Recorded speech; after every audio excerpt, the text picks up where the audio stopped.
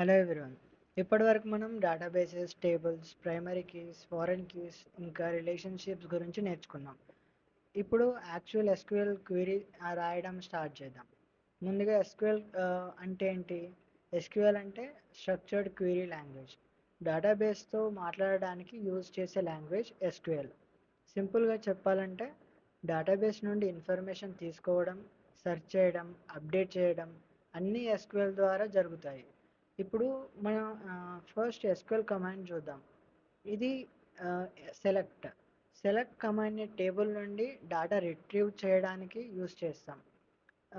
For example, select name from employees. ఈ క్వెరీలో employees టేబుల్లో ఉన్న నేమ్ కాలమ్ని చూపిస్తుంది. మనకి శాలరీ కావాలి అంటే సెలెక్ట్ శాలరీ ఫ్రమ్ ఎంప్లాయీస్.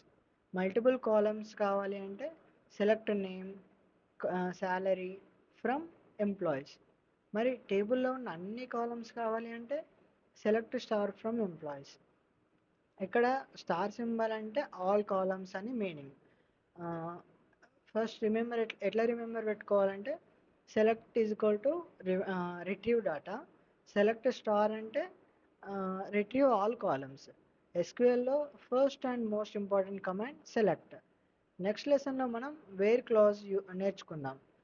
దాని హెల్ప్తో స్పెసిఫిక్ రికార్డ్ని ఫిల్టర్ చేయగలుగుతాం. Thank you for watching.